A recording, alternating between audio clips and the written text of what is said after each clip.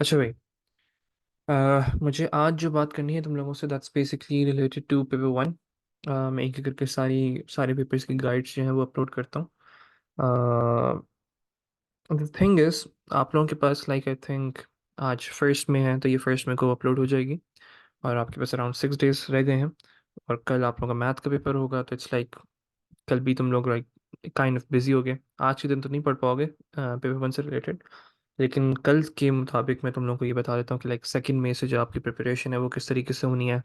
और किस तरीके से सारी चीज़ों को हम लोगों ने लाइक जो आपका टाइम रह जाता है अराउंड 6 डेज समथिंग, तो उनके मुताबिक हम लोग देख के आज बात करेंगे आप लोगों से। और एक चेकलिस्ट भी डिस्कस करनी है कि क्या क्या चीज़ें आप लोगों की कवर हो जानी चाहिए। और थोड़ा बहुत ना प्रिपरेशन के हवाले से मुझे बात करनी है तुम लोगों की। सही है। ओके। देखो पेपर वन जो है ना आप लोगों का that's more of a memorisation based paper, जो आप लोगों को अब तक तो उम्मीद है कि अंदाज़ा हो गया होगा। लेकिन देखो, अब जो पेपर्स हैं ना आप लोगों के 9618 के, क्योंकि ये नया आप लोगों का सिलेबस कोड है। और इतने ज़्यादा आप लोगों के पास लाइक पेपर प्रैक्टिस भी इतनी नहीं है, मैक्सिमम 10 पेपर्स हैं समवॉट। तो जो 9618 की अगर मैं बात करूँ तो इट्स लाइक देखो, अब जो मार्क्स स्कीम है तुम लोगों को ऐसे लग रहा होता है तुम लोगों ने ऑफ कोर्स, क्योंकि प्रिपरेशन जो होती है इसकी जो तैयारी है वो, क्योंकि हमारे पास कंटेंट कम है इसमें 9618 के अंदर, तो तुम लोग तैयारी करते हो 9608 के वर्डिंग के मुताबिक। सही है। नाउ द थिंग इज 9618 की थोड़ी मार्क्स स्कीम तुम लोग को डिफरेंट लगती है और तुम लोग उससे ज़्यादा परेशान हो जाते हो। देखो इसमें ऐसा कोई परेशान होने वाली चीज़ है नहीं। सही है। जो पॉइंट्स आपके 9608 में वो भी वैलिड हैं, जो 9618 में वो बेहतर हैं और ज़्यादा सेफ साइड पर हैं। सही है। तो अब देखो, कोई अगर जैसे तुम लोग को नया सवाल मिलता है कोई ऐसा 9618 के अंदर, तो उसमें परेशान मत हो। और अभी क्योंकि तुम लोग के पास टाइम है, इट्स ऑल अबाउट मेमोराइजेशन। उसको आप लोगों ने अपने पास कहीं नोट डाउन करके रख लिया और उसको याद कर लिया 2-3 दफ़ा। देखो अब याद करने के भी बहुत सारे तरीके तुम लोगों को, मेरे पास अच्छे खासे अभी भी ऐसे केसेस आ रहे हैं जिन्होंने अभी तैयारी भी शुरू नहीं की है।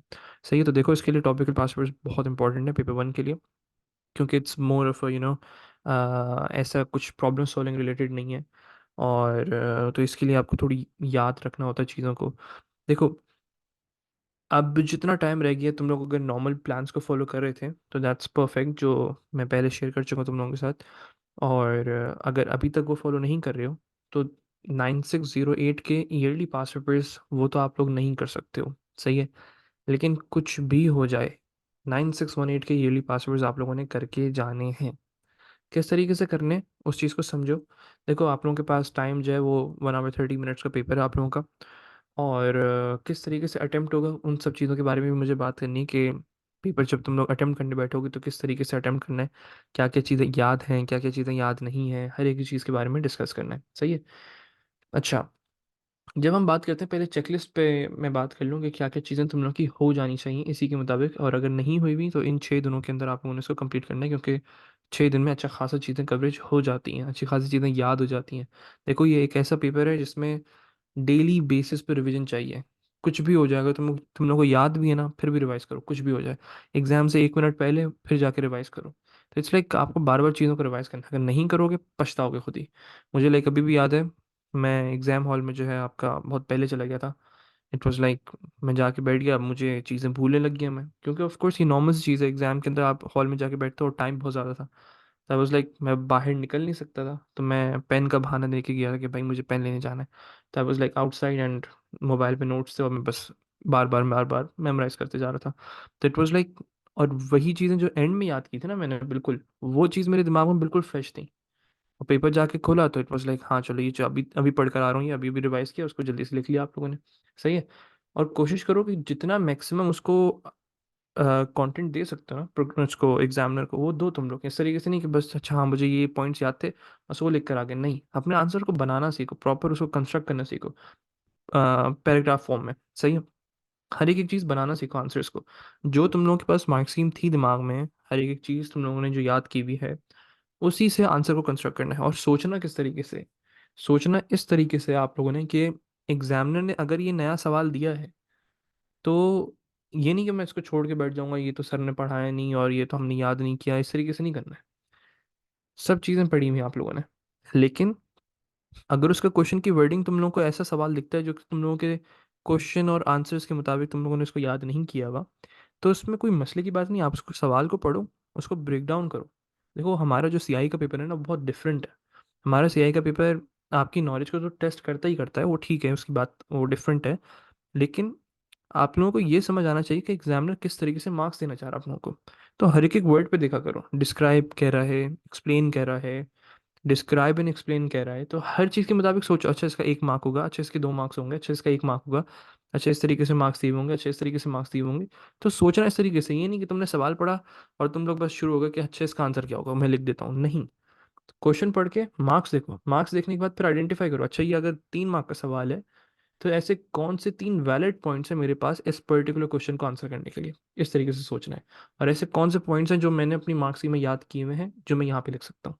सही। तो थोड़ा बहुत अगर डिफरेंट सवाल भी आता है तो उससे कोई मसले की बात नहीं है, परेशान नहीं होना इससे। सही है। चलो पहले मैं जरा चेकलिस्ट पर डिस्कस कर लूँ तुम लोगों से, फिर मैं एक इन 6 दिनों में क्या करना है आप लोगों ने उसके बारे में भी बात करते हैं, पेपर्स भी दिखाता हूँ तुम लोगों को। सही है। और पेपर्स अटेम्प्ट किस तरीके से करने हैं, वो भी देखते हैं। अच्छा, जब भी हम प्रिपरेशन चेकलिस्ट की बात करते हैं ना, तो इट्स समथिंग विच इसके बगैर आप लोग पेपर में नहीं जा सकते हो। सही है। होपफुली तुम लोगों ने टॉपिकल पास पेपर्स किए होंगे, कुछ ऐसे चैप्टर्स हैं जिनके टॉपिकल पास पेपर्स मस्ट हैं आप लोगों के लिए। और वो कौन कौन से चैप्टर्स हैं वो भी मैं तुम लोगों को ना आइडेंटिफाई करवा देता हूँ। सही है। मैं एक काम करता हूँ, सिलेबस ओपन कर लूँगा और सिलेबस ओपन करके मैं तुम लोगों को बता दूंगा कि भाई कौन कौन से ऐसे चैप्टर्स हैं जो कि आप लोगों के मेमोराइजेशन बेस्ड हैं, और ऐसे कौन से चैप्टर्स हैं जो कि आप लोगों के एक तरीके से कह लो प्रैक्टिस बेस्ड है। सही है। ऑल अब तुम लोग आइडेंटिफाई तो कर पाते हो, लेकिन एक रफली तुम लोगों का आइडिया हो जाएगा उससे। ठीक है। जब हम बात करते हैं प्रिपरेशन की ना, तो प्रिपरेशन में आपकी मेमोराइजेशन इसमें इंपॉर्टेंट बहुत ज़्यादा है। तुम लोग को ये सब चीज़ें, हर एक एक चीज़ जो है वो याद होनी चाहिए। और इसका जो सॉल्यूशन है दैट इज़ कि लिख लिख के याद करो। अभी भी 6 दिन है, 6 दिन में बहुत कुछ हो सकता है। मैंने अपना पूरी पेपर 3 की जो पेपर 1 की जो तैयारी वो 3 दिन में की थी, विद सिलेबस की बात कर रहा हूँ मैं। इट्स लाइक क्योंकि ऑफ कोर्स इस वक्त सिर्फ हम लोगों के पास मार्क्स स्कीम थी, इतनी ज़्यादा नॉलेज नहीं थी और इतनी ज़्यादा चीज़ें भी नहीं थी, रिसोर्सेज वगैरह। तो इट्स लाइक अब तुम लोग के पास बहुत सारी रिसोर्सेज हैं, नोट्स हैं, डिफरेंट डिफरेंट नोट्स मौजूद हैं, हर एक एक टीचर के नोट्स मौजूद हैं, मेरे नोट्स मौजूद हैं, अलग अलग नोट्स मिल जाते हैं तुम लोगों को, कोई मसले की बात नहीं है उसमें। तुम लोगों ने अपने भी नोट्स बनाए हुए होंगे। तो डेली बेसिस पे रिवाइज करते रहो। 6 दिन है तुम लोगों के पास, अभी भी तुम लोग बहुत कुछ कर सकते हो। अब उसमें से आइडेंटिफाई करो कौन कौन से हैं ऐसे चैप्टर्स जो कि मेमोराइजेशन बेस्ड हैं, अब उनको तैयारी किस तरीके से करनी है। भाई आप एक रफ कॉपी उठा लो, कुछ भी एक रफ कॉपी उठाओ, और रफ अगर याद नहीं हो रहा है, मैं उस सिनेरियो में तुम लोगों को बता रहा हूँ, और होपफुली तो अच्छे खासे बच्चों की तैयारी हो चुकी होगी, लेकिन अगर नहीं हुई भी, एक रफ कॉपी उठाओ। रफ कॉपी में बस एक रैंडम, जो मैं करता था अपना तरीका मैं तुम लोगों को बता रहा हूँ। तो इट्स बेसिकली हम लोगों का जो दिमाग है ना वो बहुत डिफरेंटली काम करता है। हम लोगों का दिमाग इस तरीके से चीज़ों को स्टोर नहीं कर पाता है कि आपने बस उसको पढ़ा, रीड किया, उस वक्त ऐसा लग रहा होता है कि याद है, लेकिन ऐसा नहीं होता है। तो बहुत सिंपल सा क्राइटेरिया, फॉर एग्जांपल तुम लोगों ने एक आंसर, एक क्वेश्चन को देखा कि उसकी 3 सेंटेंसेस की कोई उसका आंसर है या 4 सेंटेंसेस, डाटा इंटेग्रिटी क्या होती है, for example explain what is data integrity, ये सवाल था। सही है। या रेफरेंशियल इंटेग्रिटी का सवाल आ गया, तो अब क्या करना है भाई, वो ऑफ कोर्स मेमोरी बेस्ड है। तो अब उसमें क्या करना होगा, आपने आंसर को याद किया, 4 पॉइंट्स हैं फॉर एग्जाम्पल, आपने 4 पॉइंट्स याद किए सारे। याद करने के बाद आपके दिमाग में है, अब आप अपनी कॉपी को बंद कर दो, और जो एक रफ कॉपी थी उसको उठा लो, जो नोट्स हैं उनको बंद कर दो, और एक रफ कॉपी उठा के इन 4 पॉइंट्स को स्क्रिबल करके लिखो, जैसे जिस तरीके से मैंने अभी ये बनाया कि भाई referential integrity is this this this this this this, सब चीज़ें आपने यहाँ पे ऐसे इसी तरीके से बस एक रिकॉल कर ली जल्दी से, कि हाँ भाई मुझे कंफर्म हो गया। नहीं याद हो रहा, चलो सेकंड पॉइंट मुझे याद नहीं हुआ, पहला वाला कंफर्म हो गया मुझे। सही है। अब आपने वापस से नोट्स ओपन किए, वापस से नोट्स ओपन करने के बाद फिर से उसको रिवाइज कर लिया, एक दफ़ा रिवाइज किया, फिर बंद करो, और उसके बाद फिर से एक चीज़ करो, ये 4 सेंटेंस, जब तक ये 4 सेंटेंसेज आपके बगैर देखे सही नहीं हो जाते, कुछ लिखने की जरूरत नहीं है, टाइम ज़ाया करने की जरूरत नहीं है कि पूरा बना बना के लिख रहे हो तुम लोग, रेफरेंशियल इंटेग्रिटी इज दिस, सब चीज़ें टाइम ज़ाया करने वाली बात है। करना क्या, बस सिर्फ स्क्रिबल करना है ताकि तुम लोग के दिमाग में बैठे सारी चीज़ें, और कंफर्मेशन हो जाए कि हाँ ये चीज़ मुझे कंफर्म याद है, कुछ भी हो जाए ये चीज़ मैं नहीं भूल सकता। और ये चीज़ अगर एग्जाम में आई तो और लेकिन ये मतलब नहीं है कि इसको छोड़ दिया, बार बार रिवाइज करना है, एग्जाम से 1 मिनट पहले तक रिवाइज करना है, क्योंकि इट्स ऑल अबाउट कि आपकी क्या चीज़ दिमाग में मौजूद है। कभी ऐसा होता है कि एग्जाम हॉल से आप 1 मिनट पहले किसी स्टूडेंट से आप डिस्कस कर रहे हो तो वो क्वेश्चन, और वो तुम्हारे दिमाग में होता है, जाके देखते हो मुस्कुरा रहे होते बैठे हुए कि भाई वाह भाई ये तो अभी बाहर से ही करके आ रहा हूँ मैं। तो इसलिए कि होता है, इट्स नॉर्मल। तो हर चीज़ को डेली बेसिस पे हर वक्त बस रिवाइज करना है आप लोगों ने। ठीक है। अच्छा, इस तरीके से आप लोगों ने याद करनी है सारी चीज़ें। अब प्रैक्टिस के लिए जितने चैप्टर्स हैं वो मैं तुम लोग को आइडेंटिफाई करवा देता हूँ, लेकिन मैं अभी रफली अगर तुम लोगों को बताऊँ तो दैट्स चैप्टर 1। आप लोगों को जो डाटा रिप्रेजेंटेशन है उसमें अच्छी खासी प्रैक्टिस है। इमेज कन्वर्जन से रिलेटेड जो आपकी डाटा वो है आप लोगों की, आप फाइल साइज कैलकुलेट करते हो, वो सब चीज़ों के आप लोगों के क्वेश्चंस आते हैं। और बीसीडी के क्वेश्चंस हैं, और डेनरी है, और बाइनरी, इन सब चीज़ों के क्वेश्चन हैं। ये प्रैक्टिस ओरिएंटेड है। और इसके साथ साथ फिर सबसे इंपॉर्टेंट चैप्टर डेटाबेसेस। सही है। तो इसके बाद ना एक डेटाबेस की आप लोगों की प्रैक्टिस क्लास भी अपलोड हो जाएगी, तो उसको भी एक दफ़ा देख लेना, सारी क्वेश्चंस को, जितने भी 9618 के क्वेश्चंस हैं, try to solve them for you guys. और रफली तुम लोग को उसमें आइडिया हो जाएगा कि किस तरीके से इनको सोचना होता है, किस तरीके से आइडेंटिफाई करना होता है। तो वो भी हम लोग एक दफ़ा देख लेंगे, सारे जितने भी क्वेश्चन हैं डेटाबेसेस से रिलेटेड, तो अराउंड 10 क्वेश्चन होने चाहिए। तो उसको भी देख लेंगे और उसको आइडेंटिफाई करके तुम लोगों को मैं सॉल्व करवा दूंगा वो भी। सही। तो उसका मसला नहीं है, अगर कल परसों तरसों में भी अपलोड हो जाए तो कोई सिर्फ एक दफ़ा देखने वाली बात है, और दो तुम लोग की तैयारी हो चुकी होनी चाहिए। सही है।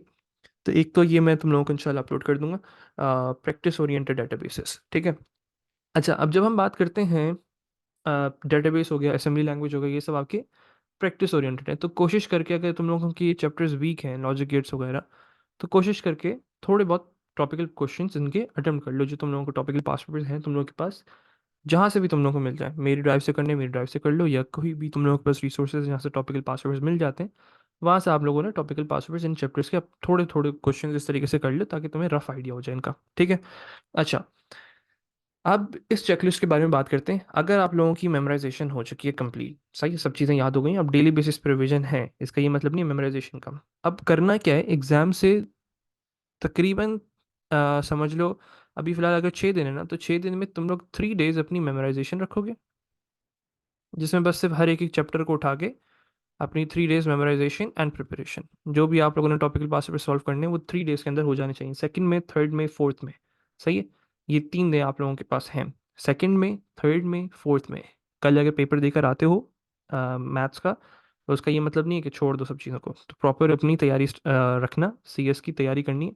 इट्स लाइक सेकंड में, थर्ड में, फोर्थ में, ये आप लोगों का प्रिपरेशन से रिलेटेड है, बस हर चीज़ को याद करने बैठ जाओ, कुछ भी करो, नोट्स उठाओ, बस ये 3 दिन 12 12 घंटे पूरी पूरी रात बैठ के सिर्फ याद करो।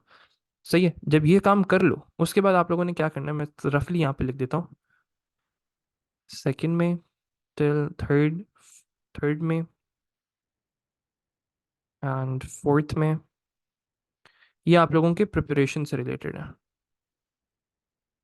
प्रिपरेशन और मेमोराइजेशन है ये बेसिकली आप लोगों की। सही है जनाब। अच्छा, अब उसके बाद आप लोगों के पास रह जाता है फिफ्थ में, सिक्स्थ में एंड सेवन्थ में। अब ये क्या चीज़ है भाई। देखो, फिफ्थ मई में, सिक्स्थ में और सेवन्थ मई में, फिर उसके बाद 8 मई को आप लोगों का पेपर है, तो इट्स लाइक डेली रिवीजन है ये। डेली रिवीजन, और डेली रिवीजन के साथ साथ एक काम और करना, मतलब आपने दो दो तीन तीन चैप्टर्स अपने रख लिए कि भाई मुझे ये 3 3 चैप्टर्स अपने रिवाइज करने हैं हर दिन के हिसाब से, फिफ्थ में, सिक्स में, सेवन्थ में। तो ये आपका रिवीजन तो कांस्टेंट बेसिस पर रहेगा, रिवीजन में इतना टाइम नहीं लगता, अगर मेमोराइजेशन हो जाती है सेकंड थर्ड फोर्थ को, तो उसमें रिवीजन के बाद इतना इतना टाइम नहीं लगता मेमोराइजेशन के बाद। तो आपने डेली रिवीजन करना है, और उसके बाद एक चीज़ और करनी है, that is complete yearly revision. ये इस चीज़ के बारे में मैं तुम लोगों को बताता हूँ, और एक चीज़ का ख्याल रखना, अगर तुम लोगों के 9618 के पास पेपर सॉल्व नहीं हुए हुए हैं, सही है, 10 पेपर्स हैं, तो अपना टाइम एडजस्ट करो कि तुम इन 6 दिनों के अंदर अंदर 9618 ईयरली पास पेपर्स किस तरीके से करोगे। ये किस लिए होते हैं 9618 ईयरली पास पेपर्स का, क्या फ़ायदा है। ईयरली पास पेपर्स का फ़ायदा ये है, आप टाइम मैनेजमेंट सीखोगे, कि भाई आपको टाइम जो 1 आवर 30 मिनट्स का है, उसमें आप सॉल्व किस तरीके से करना है। और अगर तुम लोगों का पहला पेपर ही वही पेपर हुआ जो तुम्हें देना है असल में, मई जून 2024 का, तो पछताओगे, मैं पहले ही बता रहा हूँ। अगर तुम लोग को वो पहला पेपर है, 10 पेपर्स करके जाने मिनिमम, ताकि जब वो 11th पेपर पे बैठो ना, तो ऐसा लगे कि हाँ भाई, एक 10 कर चुके हैं, अब एक और कर रहे हैं। तो इस तरीके से फील आनी चाहिए, ताकि तुम लोगों का एक तरीके से कॉन्फिडेंस बूस्ट रहे, प्रेशराइज ना हो इतने ज़्यादा, और एग्जाम प्रेशर तुम लोग कंट्रोल कर सको। तो ये बहुत इंपॉर्टेंट है, वरना सब चीज़ें दिमाग से निकल जाएंगी। और ये थोड़े से डिफरेंट क्वेश्चंस भी हैं, डिफिकल्ट क्वेश्चंस भी हैं इसमें 9618 के अंदर, खासतौर पर डेटाबेसिस के और भी चैप्टर्स के। तो प्रैक्टिस करके जानी है हर सूरत में। 9618 के ईयरली पास पेपर्स को आप लोग छोड़ नहीं सकते हो, 9608 के छोड़ सकते हो, उसका भी मैं तरीका बता रहा हूँ। तो 9618 के ईयरली पास पेपर्स 101% करने हैं, तो अब सेकंड में से अपना प्लान बना लो, अगर अभी तक नहीं किए मैं, अगर नहीं किए मैं तो जितने भी पास पेपर्स हैं, 2021, 2022, 2023, मई जून अक्टूबर नवंबर, सारे वेरिएंट्स देख लेना। उसमें कुछ वेरिएंट्स रिपीट हो रहे होते हैं, तो वेरिएंट 1, वेरिएंट 2, वेरिएंट 3 तीनों देख लेना। और तीनों में से कोई एक रिपीट हो रहा होगा तो उसको छोड़ देना, तो वो पहले देख लेना सारे को। अगर कोई रिपीट नहीं हो रहा तो उसको सॉल्व कर लेना, इट्स वेरी सिंपल। सही है। अच्छा, जब भी हम बात करेंगे 9618 ईयरली पासवर्ड्स की ना, तो इसमें थोड़े से अगर जैसे तुम लोगों को कोई कॉम्प्लिकेटेड क्वेश्चन मिलता है या डिफरेंट मार्क्स की मिलती है, तो उसको उसके नोट्स बनाओ। 9618 के नोट्स बनाने हैं आप लोगों ने, इस तरीके से कर लो। सही, 9618 पासवर्ड्स के नोट्स। अब जब आ जाते हैं आप लोग फिफ्थ सिक्स और सेवन्थ को ना, ये जो 3 दिन रह जाते हैं, इसके मुताबिक आप लोग अपने ईयर को डिवाइड कर सकते हो 2015 से 2023। ये सारे आपके ईयरली पासवर्ड्स अभी तक अवेलेबल हैं, 9608 से लेके 9618 सब मैंने मिक्स कर दिए। अब करना क्या है, आपने ईयरली पासवर्ड ओपन करना है। सही है। अब बस ये है ईयरली रिवीजन, इसको कहता हूँ मैं ईयरली रिवीजन। इसका क्या फ़ायदा है मैं बताता हूँ तुम लोगों को। देखो, जब आपने सारी तैयारी कर ली है अपनी, इसको तुम लोग 2 दिन में भी कर सकते हो बाय द वे, सिक्स और सेवन्थ में को अगर करना चाहो तो। मैं प्रेफर करूंगा कि फिफ्थ में और सिक्स्थ में को हर एक एक चीज़ को ईयरली रिवीजन कर लो, सेवन्थ में को नोट्स रिवाइज कर लो। इस तरीके से भी बेहतर रहेगा तुम लोगों के लिए। ठीक है। अब वो करना किस तरीके से मैं आपको दिखाता हूँ। आप इसके सिलेबस के बारे में बात करेंगे कि कौन कौन से प्रैक्टिस बेस्ड हैं और कौन कौन से मेमोराइजेशन बेस्ड हैं, उसको देख लेंगे बाद में। लेकिन अभी फिलहाल ईयरली रिवीजन किस तरीके से करते हैं भाई। अपना सिंपल एक काम करो, किसी लैपटॉप पे ओपन कर लो अपना एक ईयरली पासवर्ड, जैसे 9618 के साथ जब करना है, जब पहले खुद सॉल्व कर लेना। पहले 9618 के सारे पेपर्स खुद सॉल्व होंगे टाइम ड्यूरेशन के मुताबिक। बाकी 9608 से स्टार्ट करो, 2015 का तुमने पेपर ओपन किया, उसकी मार्क्स ओपन की। सही है। दोनों अपने सामने रख लिया। क्वेश्चन वन ये देखा, अच्छा ड्राइंग लिस्ट, अच्छा ये चीज़ें इसकी मार्क्सिंग में होंगी, पिक्सल में अच्छा ये चीज़ें लिखनी होंगी, कलर डेप्थ में ये लिखना होगा। गए मार्क्सिंग से जाके कंफर्म किया कि हाँ भाई ड्राइंग लिस्ट में ये चीज़ें आती हैं, पिक्सल जो होता है smallest part of the image होता है, कलर डेप्थ होती है नंबर ऑफ बिट्स पर पिक्सल। बिल्कुल यही चीज़ मेरे दिमाग में थी, मुझे 3 मार्क्स मिल गए। अब मैं आगे बढ़ गया। अब इसमें टाइम ज़ाया नहीं करना है, ये ऐसे पेपर्स हैं जो कि तुम लोगों ने 10-10 मिनट में, 15-15 मिनट में तुम लोगों को पूरा पेपर करना है। इस तरीके से एक पेपर की बात हो रही है। अब जैसे तुम लोग आ गए, identify two other items that could be included in the file header for of each photograph, जिसमें तुमने फाइल का साइज लिखना है, जो भी लिखना है। इसका तुमने आंसर दिमाग में सोचा, दिमाग में सोचने के बाद मल्टीपल आंसर सोच लिए, ये नहीं कि सिर्फ 2 मार्क के मुताबिक सोचो, मल्टीपल आंसर सोच लिए। सोचने के बाद नहीं याद आ रहा, फॉर एग्जाम्पल मार्क्सिंग में गए, याद कर लिया, अच्छा भाई ठीक है, कंप्रेशन टाइप स्टोर हुई होती है, लोकेशन स्टोरी होती है, डायमेंशन स्टोरी होती है, कन्फर्मेशन। अब मैं इसको थोड़ा सा 2 से 3 दफ़ा रिकॉल कर लिया इसको। अच्छा, फाइल हेडर के अंदर जो है वो confirmation that is bit map में जो उसकी file type, compression type, location, dimensions वगैरह, ये सब चीज़ें उसकी स्टोर हुई होंगी। मैंने इसको ना रिकॉल करना स्टार्ट किया। ठीक है, ये चीज़ मुझे याद हो गई। अब उसके बाद मैं जल्दी से नीचे आया पार्ट 2 के ऊपर। अब मैंने इसको रिकॉल किया कि अच्छा किस तरीके से कैलकुलेशन करते हैं। अब रफली, अब जैसे ये प्रैक्टिस ओरिएंटेड क्वेश्चन है ये, तो इसको सॉल्व कर लो, अपने पास कहीं पेपर लो, उसको रफली तेजी से सॉल्व कर लो। और सॉल्व करने के बाद अपने आंसर को मैच कर लो, हाँ भाई इसी तरीके से सॉल्व करते हैं, डिवाइड बाई 1000 करके सब चीज़ें देखने के बाद बिल्कुल मेरा आंसर परफेक्ट आ रहा है, बिल्कुल इसी तरीके से होगा, ये चीज़ मुझे दिमाग में है। Explain the reason why compressing the photograph will benefit the customer, customer को किस तरीके से फायदा देगी अगर हम फोटोग्राफ्स को कंप्रेस कर देंगे, उसका फाइल साइज छोटा हो जाएगा, सब चीज़ें। द कस्टमर्स, अब रिकॉल किया तुमने क्वेश्चन को, अभी डायरेक्ट मार्क्सिंग पे मत जाना, पहले क्वेश्चन को रिकॉल करो कि तुम क्या लिखोगे इसमें। ये चीज़ सोचो कि तुम क्या लिख कर आओगे। जो भी सोचा है दिमाग में, अब उसको वेरीफाई करो, क्या वो पॉइंट्स हमारे मार्क्सिंग में है। नहीं है तो याद कर लो, बहुत सिंपल काम है। सही है। ये रिकॉल कर लिया सारी चीज़ें, रिकॉल करने के बाद आप आए पार्ट 2 पे। पार्ट 2 में आके देखा, ऐसा explain the reason why RLE run length encoding may not reduce the file size for bitmap image, give one example in your answer. अब देखो ये थोड़ा सा ऐसा सवाल है जो तुम्हें पता है कि तुमने इसका answer exact same to same याद नहीं है। अब सोचना है तुम लोगों ने, explain the reasons why RLE may not, अच्छा उसने देखो क्या कहा है, इंग्लिश इंपॉर्टेंट है। क्यों इंपॉर्टेंट है समझो। अगर तुम लोगों को इंग्लिश नहीं पता है ना, तुम्हें समझ ही नहीं आएगा कि ये 3 मार्क्स किस तरीके से दिया हुआ है। हर एक एक वर्ड पे फोकस किया करो। फॉर एग्जाम्पल यहाँ पे तुम लोग को एक अच्छी एग्जाम्पल मिल गई, उसने कहा एक्सप्लेन द रीजंस। सही है, उसने ये नहीं कहा एक्सप्लेन द रीजन। एक रीजन मत बताना, रीजंस बताने। मे not reduce the file size, कि क्यों फाइल साइज रिड्यूस नहीं करेगी। अब उसके बाद एक एग्जाम्पल का मार्क होगा और 2 मार्क्स उसके रीजंस के होंगे। तो इस तरीके से आपने सोचना है। लेट्स कंफर्म दिस, अगर कुछ और है तो उसको फिर सीख लेंगे। देख लो भाई, 1 mark each to max 2 for explanation and 1 mark for an image related example. देखो कितना परफेक्ट हो गया ये। अब इसी तरीके से सोचना है। अगर तुम लोग इसमें अपना ऊट पटांग बातें लिख कर आ गए और तुम लोग को ऐसा लग रहा होता है कि पेपर भर दिया तो इसका मतलब मार्क्स पूरे आ जाएंगे, इतनी एग्जाम्पल्स आती हैं ऐसी कि पूरा पूरा पेपर लिख कर आ जाते हैं और फिर यू ग्रेड आता है और फिर बोलते हैं सर पता नहीं क्या हुआ है। ये बहुत नॉर्मल सी चीज़ है, इट्स नॉट समथिंग कि ऐसा ऐसा नहीं होता, ऐसा होता है। आप लोग लिख कर आते हो, ऐसा लग रहा होता है कि सब सही कर रहे हो, लेकिन तुम लोग सोचते उस मुताबिक नहीं हो कि एग्जामिनर किस तरीके से सोच रहा है। अब तुमने इसके, अब इसमें अगर इस तरीके से तुम इसको सवाल को नहीं जज करते, एक रीज़न लिख के आते और कुछ एक एग्जाम्पल लिख के आते, तो तुम्हें 2 मार्क्स मिलते। तो अब तुम्हें सोचना है कि क्या क्या रीजंस हो सकते हैं। अब रीजंस के उसने ये नहीं बोला कि एक्सप्लेन 2 रीजंस, उसने फिक्स नहीं किया तुम्हें। तो कोशिश करो ज्यादा रीजंस लिखो, कोशिश करो 3 रीजंस लिखो, ताकि उन 3 में से 2 तो सही हो जाए। इस तरीके से आप लोगों ने सोचना है। अच्छा, अब ये दिमाग में नहीं आ रहा भाई मेरे, मुझे रिकॉल नहीं हो रहा मुझे क्या आंसर लिखना है इसमें, एक रफ सा आंसर बनाओ कि क्या लिखोगे, जाके मार्क्सिम से कंपेयर कर लो।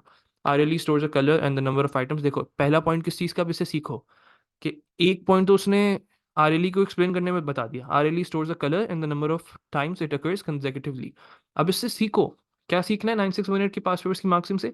अच्छा, उसने तो रीजंस मांगे थे, और मार्क किस चीज का दे रहा है, आरएलई की एक्सप्लेनेशन के ऊपर भी। तो एक पॉइंट तो अब सोचा करो, इससे क्या सीखा, इससे कि जब भी आंसर्स बना रहे होगे तो पहला प्रॉपर उसको कंस्ट्रक्ट करोगे किस तरीके से, जो भी क्वेश्चन है उसके मुताबिक थोड़ी सी एक्सप्लेनेशन दी कि आरएलई होता क्या, फिर उसके बाद तुमने 2 पॉइंट्स और बता दिए। An image may not have many sequences of the same color, it would need to store each color and then the count number one which adds data. For example, अगर सिर्फ एक ही होता तो वन स्टोर हो रहा होता, तो it will just take more space. इस तरीके से आप लोगों ने बता दिया, और उसकी एक वैलिड एग्जांपल दे दी इमेज के मुताबिक। इतना सिंपल काम है। और दूसरी चीज, अगर वो एग्जाम्पल्स ना मांगे फिर भी एग्जाम्पल्स दो, अगर वो ना मांगे फिर भी एग्जाम्पल्स दो, उसका कभी कभी मार्क्स मिल जाते हैं। चलो, अब ये सारी चीज़ हो गई, फिर डेफिनेशंस आई, जल्दी जल्दी से याद किया, रिकॉल किया, नहीं याद आ रहा जाके मार्क्सिंग देखी, याद कर लिया। हर एक चीज़ बस रिवाइज करते जाओ। अब ये जैसे सवाल आ गया डेटाबेस का रिलेटेड, अब इसमें टाइम दो थोड़ा सा, 5 मिनट दे दो मैक्सिमम। सॉल्व करो, सॉल्व करने के बाद आंसर कंफर्म करो, आंसर कंफर्म करने के बाद फिर आगे बढ़ो। इस तरीके से सारे काम करने हैं। जल्दी से रिकॉल इनको वो किया, मैच किया तेज़ी से, और सॉल्व करने की जरूरत नहीं, जाके चेक कर लिया, कंफर्म हो गया, आगे बढ़ जाओ। इस तरीके से हर एक, अब जैसे ये क्वेश्चन है, ये तुम्हें लगता है कि तुम इसमें फंसते हो, सही है, एसक्यूएल के अंदर, सॉल्व कर लो भाई, 5 मिनट लगाओ, 2 मिनट दे दो एक्स्ट्रा, और सॉल्व कर लो। रफली आंसर अपने दिमाग में बना लो, जाके चेक कर लो, हाँ भाई इसी तरीके से होगा, बिल्कुल सही आंसर आ रहा है। चलो आगे बढ़ जाओ। अब आगे बढ़ने के बाद देखो फिर बाकी सारी चीजें, इसको सॉल्व करो, करते जाओ करते जाओ। अब देखो ये सब मेमोराइजेशन बेस्ड है। Describe how the operating system manages the peripheral hardware devices of the computer. अब ये चीज ऐसा है जैसे तुम लोगों ने एग्जैक्ट याद नहीं किया होगा, गए इसकी मार्क्सिंग बना ली, अपनी नोट्स बना लिया, इसको याद कर लिया। क्वेश्चन 3A, अब जाके देखा भाई, install device drivers to allow communication between peripherals and computer, handles buffers for transfer of data. अपनी जितनी नॉलेज तुमने सीखी है ना 9608 के पासवर्ड्स की मार्क स्कीम से या लेक्चर्स के अंदर, उन सबको लिख कर आना है, सही है।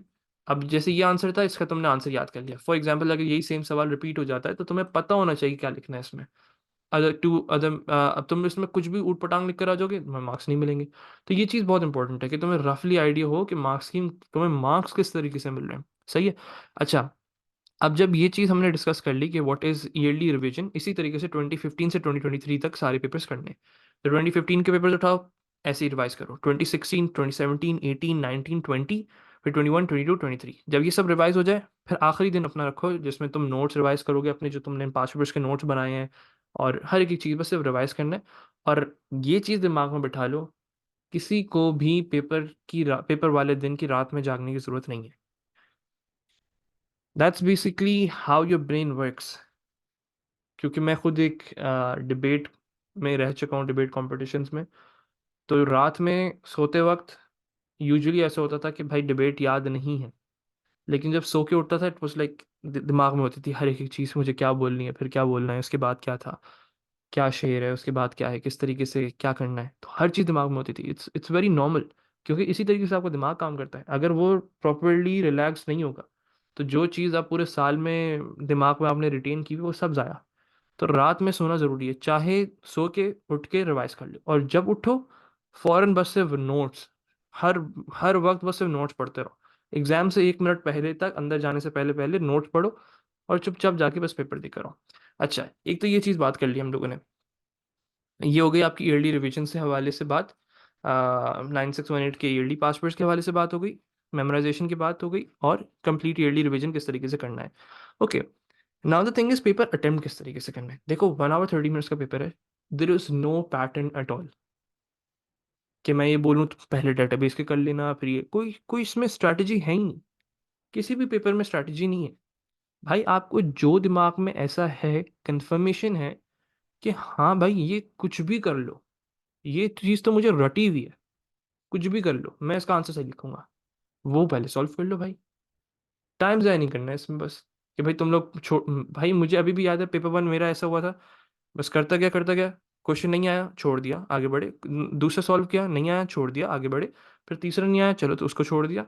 करते गए, आगे जाके अच्छे खासे क्वेश्चंस हो गए थे इस तरीके से जो छोड़े हुए थे। अब उनकी कंफर्मेशन के लिए बाद में वापस आए, सुकून से बैठा, याद करने की कोशिश की, हाँ याद आ गया, लिख दिया, उसका प्रॉपर आंसर कंस्ट्रक्ट किया। सोचा उसके बारे में, अच्छा इसमें क्या आंसर हो सकता है, क्या लिखना होगा, किस तरीके से लिखना होगा, उसके बारे में आगे सोचा, सॉल्व कर लिया। इतना सिंपल काम है। कैलकुलेशन बेस्ड क्वेश्चन ऐसे होते हैं जिसमें तुम लोगों को इतना टाइम, लाइक इसमें सोचने की जरूरत नहीं पड़ती, और कुछ ऐसा नहीं होता कि रिकॉल करना पड़े तुम लोगों को। तो कैलकुलेशन बेस वाले पहले सॉल्व कर लो, जिसकी तुम्हें कंफर्मेशन होती रहे। जैसे तुमने स्टार्ट किया, हाँ भाई ये मुझे आता है, लिख लिया। ये भी आता है मुझे, ये तो कंफर्म आता है, लिख लिया। ये चीज़ समझ नहीं आ रही क्या लिखना होगा, भूल गया, छोड़ दो, आगे बढ़ो। अच्छा डेटाबेस के सवाल मैं कर सकता हूँ, ईजी है, मुझे याद है, कर लिया। फंस रहे हो, आगे बढ़ जाओ, टाइम ज़ाय नहीं करो किसी भी चीज़ में। और जब सब चीज़ें हो जाएं, आगे तक हो जाए, जितना कर सकते हो करो, वापस से फिर स्टार्ट करो, एक एक करके सबको सॉल्व करो। हाँ भाई इसका आंसर ये हो सकता है, इसका आंसर शायद ये हो, शायद ये हो। इस तरीके से सॉल्व करना है पेपर। इट्स नॉट समथिंग कोई स्ट्रैटेजी है, पहले ये करो फिर वो करो। सही है जनाब। बाकी सिलेबस की जहाँ तक बात है वो मैं आप लोगों को दिखा देता हूँ यहाँ पे। तो डाटा रिप्रेजेंटेशन इसमें दोनों है, लेकिन ये 90% आप लोगों का प्रैक्टिस ओरिएंटेड है, और 10% कह लो मेमोरी ओरिएंटेड है। थोड़ा बहुत चीज़ें बस जैसे मल्टीमीडिया और साउंड के अंदर आ जाती हैं, और कंप्रेशन के अंदर। सही है। Then you have communication, completely memory based. बहुत सारी चीज़ें जो तुम लोगों को याद करके जानी है, तो लिख लिख के याद कर लेना, वरना पछताओगे। नेटवर्क्स कम्युनिकेशन के अंदर आ जाता है। Hardware completely memory based. Logic gates practice oriented. Processor fundamental memory based. Assembly language practice oriented, practice करके जाना है इसकी। Bit manipulation practice oriented. System software memory based. Language translator memory based. Data security, memory based, completely memory based. Ethics ownership, completely memory based. Databases, practice oriented and memory based. तो ये 60-40 का ratio है, 60% practice, 40% memory based है। सही है, तो इसके दोनों काम करने हैं आप लोगों ने। चलो, that's basically it regarding your paper one. बाकी if there is any other query जो तुम लोगों को इससे प्रिपरेशन से रिलेटेड पूछनी है, तो वो तुम लोग मुझसे नीचे कमेंट्स के अंदर पूछ सकते हो। ठीक है जनाब। ओके जी। Good luck with your exams. Maths का पेपर के लिए भी बहुत बहुत आप लोग इंशाल्लाह कामयाबी अता करें अल्लाह आपको। ठीक है जनाब। अल्लाह हाफ़िज़।